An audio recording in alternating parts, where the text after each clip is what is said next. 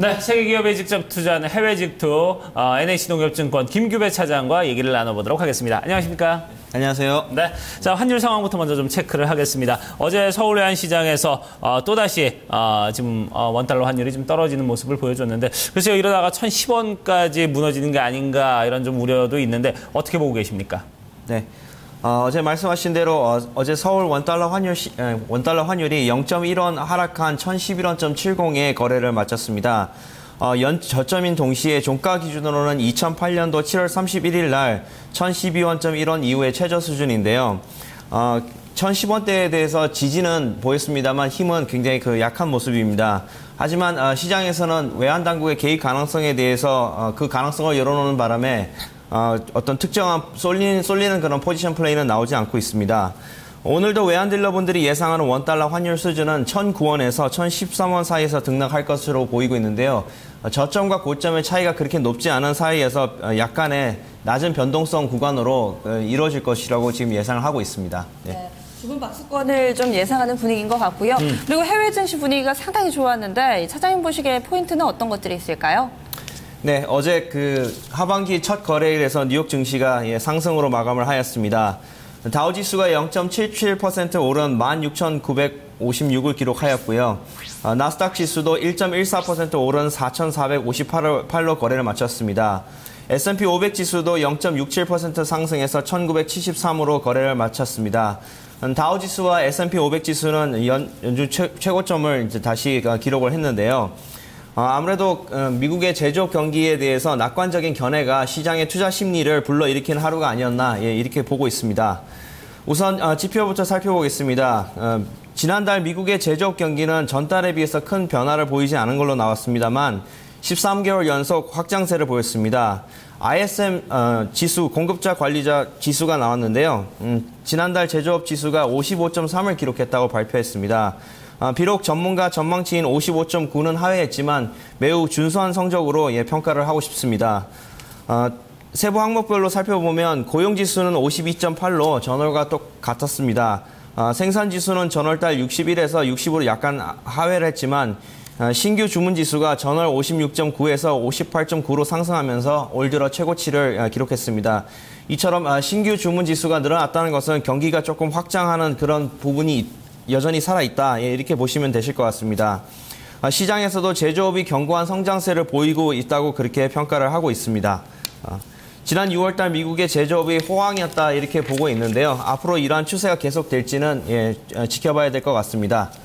한편 미국 상무부가 5월달 건설 지출이 연율 기준으로 9,561억 달러를 기록해서 전월에 비해서 0.1% 증가했다고 밝혔습니다. 비록 전문가 예상치인 0.5%를 하회한 수치이긴 하지만 지난해 같은 기간보다는 6.6% 늘어난 기록입니다. 또한 참고로 말씀드리면 4월달 건설 지출은 0.2% 증가해서 0.8% 증가로 대폭 상향이 됐는데요. 건설 경기도 조금씩 회복을 하는 그런 모습입니다. 마지막으로 오늘 저녁에는 ADP 고용 보고서가 발표가 될 예정입니다. 고용이 향후에 미국 경기의 가장 중요한 바로미터이기 때문에 ADP 고용 보고서에 대한 내용이 굉장히 궁금하고 또한 옐런 의장이 IMF에서 통화 정책에 대한 발언이 있을 예정입니다. 이에 따라서 시장의 방향성이 확고하게 결정되지 않을까 이렇게 추측해 볼 수 있습니다. 네.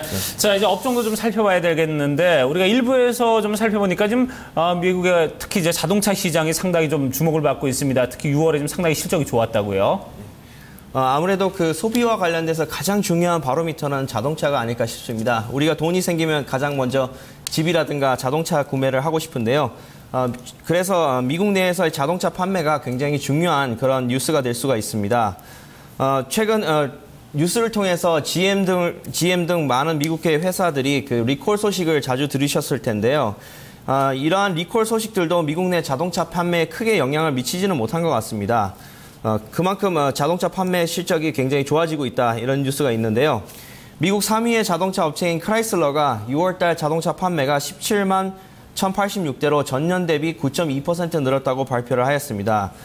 시장 전문가들이 예상한 5.9% 증가를 상회한 그런 수치이고 내용을 살펴보면 픽업 트럭과 미니밴 판매가 호조를 보였습니다. 아무래도 여름을 앞두고 어떤 휴가 계획 때문에 자동차 판매가 늘어난 것으로 이렇게 보여지고 있는데 크라이슬러의 미국 내 판매량이 51개월 연속 상승세를 이어오고 있다고 합니다. 또한 전문가들은 6월달 미국 신차 판매가 올 기준으로 1,630만 대를 기록을 해서 같은 기간에 1,590만 대를 웃돌 것으로 예측을 하고 있는데요.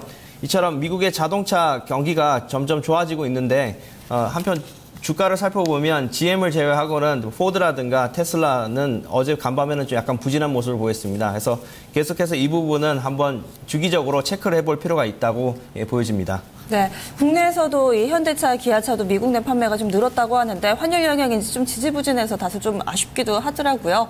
네, 다시 해외 증시 얘기를 나눠볼까요? 특징적인 종목은 어떤 게 있었나요? 네, 어제 시장에서 가장 눈에 띄는 종목은 넷플릭스라는 회사였는데요. 며칠 전에 방송에서도 한번 설명을 드린 적이 있었던 것 같습니다. 넷플릭스는 골드만삭스가 투자 등급을 중립에서 매수로 상향 조정을 한 후에 7.2% 가까이 급등해서 $472에 마감을 하였습니다. 골드만삭스의 애널리스트인 헤드 테리가 전 세계적으로 빠르게 넷플릭스의 점유율이 늘고 있다면서 목표가를 $590로 상향 조정을 했습니다. 그 근거로 2017년도까지 6,200만 명이나 되는 해외 구독자를 확보할 수 있을 것이다 이렇게 보고 있고요. 이를 통해서 20%의 추가적인 마진을 챙길 수 있을 것이다 이렇게 밝혔습니다. 구체적인 국가까지 언급을 하였는데요. 독일이나 프랑스에서 점유율을 확대하게 되면 총 2억 700만 명의 시청자까지 확보를 할 수 있다 이렇게 밝혔습니다. 단순한 브로드밴드 사업과는 달리 넷플릭스는 월 $9 정도의 무선 데이터 가치를 높게 평가를 할 수 있다면서 2010년도부터 해외 시장을 적극적으로 공략한 것이 넷플릭스의 주가 상승에 굉장히 도움이 됐다 이렇게 보고 있습니다. 현재 실적을 살펴보면 캐나다와 남미에서 약 1,200만 명의 시청자를 확보하고 있고 2017년도까지 2억 명의 유저를 이렇게 보유할 것이라고 예상을 하고 있습니다. 아직까지 아시아에서는 진출을 하고 있지 않습니다만 회사 측에서 밝힌 내용으로는 2016년에 아시아에도 진출을 하고 우리나라도 약 2017년쯤이면 서비스를 선보일 것이라고 얘기를 하고 있습니다. 한편 이 시장에서 경쟁사인 HBO뿐만 아니라 아마존도 러브필름이라는 서비스로 앞으로 계속해서 이런 시장에 진출할 것이라는 소식도 전해지고 있는데요. 넷플릭스가 계속해서 목표가인 $590를 정말 달성할 수 있을지 한번 눈여겨봐야 될 것 같습니다. 네, 알겠습니다. 자, 이제 해외 직접 투자 종목을 좀 살펴보도록 하겠습니다. 저희가 어제 이제 토마토 모닝쇼 3부에서 국제 상품 시장, 특히 이제 금속과 관련된 관련주들을 좀 얘기를 나눠봤는데 오늘 또 이제 중국의 이제 알루미늄 관련된 업종에 관련된 주라면서요. 네, 오늘 설명드릴 회사는요. 중국 알루미늄이라고 불리는 회사입니다. 영문명으로는 알루미늄 코퍼레이션 업 차이나를 쓰고 있고요. 홍콩 거래소에 상장이 되어 있습니다. 종목 코드는 2600번을 쓰는 회사이고요. 중국 알루미늄은 미국의 알코아에 이어서 전 세계에서 두 번째로 큰 알루미늄 생산 회사입니다. 중국 최대 알루미늄 생산 업체로서 보크사이트 채굴이라든가 알루미늄 정제를 통해서 이렇게 시장에 제품을 공급을 하는 그런 회사입니다. 지난 2001년에 정부기관이 직접 설립을 해서 운영이 되고 있는데요. 사실 지분 구조를 살펴보면 어떤 다른 증권사라든가 어떤 투자 신탁을 통해서 지분을 보유하고 있기 때문에 정확한 대주주는 알기가 굉장히 어렵습니다. 하지만 중국에서 계속해서 관리를 하고 있는 그런 회사고요. 회사는 크게 알루미늄 정제 부문과 에너지 부문으로 사업을 벌이고 있습니다. 또한 지금은 좀 다소 뉴스가 나오지 않지만 예전에 2, 3년 전만 해도 히토류와 관련된 뉴스를 많이 보셨을 겁니다. 그래서 중국에서 가장 또 중요한 히토류 관련된 업체로서 중국 정부의 보호를 받고 있는 그런 회사이기도 합니다. 네. 그런데 이 알루미늄 얘기를 해주면은 앞서서도 좀 알코아 잠시 좀 언급을 해주셨지만 그러면 미국 증시에 잘 알려진 알코아를 사면 되지 않을까라는 의문도 좀 들거든요. 이 종목의 차별화라든지 이 종목을 특별하게 보시는 이유가 있을까요? 네, 우선 알루미늄 소재 같은 경우에는 국가의 기관 산업과 굉장히 큰 영향을 가지고 있습니다. 따라서 미국에서는 미국의 알코아가 굉장히 유명하고 전 세계적인 기업입니다만 중국 정부도 이 미국의 알코아만큼 이게 중요하게 알루미늄 산업에 대해서 어떤 가치를 인정을 하고 있기 때문에 보호 속에서 계속 관리를 하고 있습니다. 이런 점을 눈여겨보셔야 될 것 같은데요. 우선 그 최근에 기관 투자자의 비중을 살펴봤더니 지난 5월 14일 날 좀 눈에 띄는 변화가 있었습니다. 뱅가드 그룹이 약 35만 9천 주를 추가로 매수를 했고요. 디멘셔널 펀드라는 회사 그 펀드에서 약 177만 주를 추가로 매수를 하였습니다. 주가의 현재 추세는 보시면은 계속 횡보를 하고 있는 그런 모습인데요.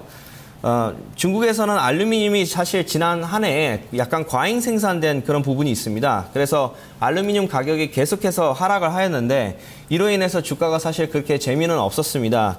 하지만 중국의 국영 유색 금속 정보기관인 베이징 안타카이 회사에 따르면 2014년 내 중국 내 알루미늄 생산량이 전년 대비 13.7% 증가할 것이라고 이렇게 보고 있습니다. 또한 중국 통계청도 2013년도 중국의 알루미늄 생산량이 작년에 대비해서 24% 증가를 했다고 이게 보여주고 있습니다.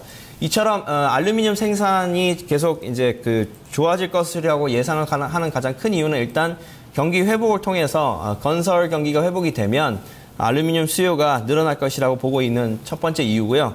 두 번째는 최근에 자동차 경량화 추세 때문에 이 회사에 대한 추천을 드리고 싶습니다.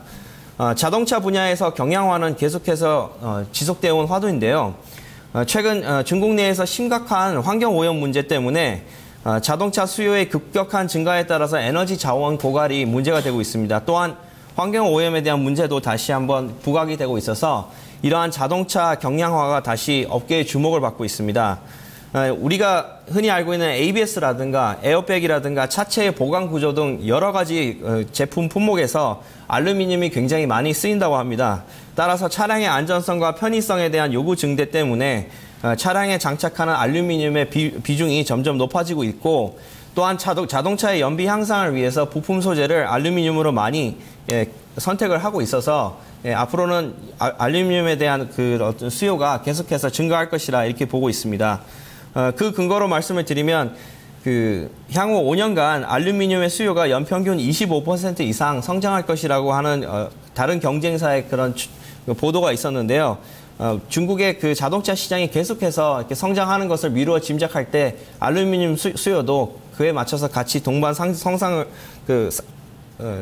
할 것이라고 이렇게 보여지고 있습니다. 마지막으로 목표가를 제시를 해드리면 시장 가격이 현재 2.78 홍콩 달러를 기록하고 있는데요.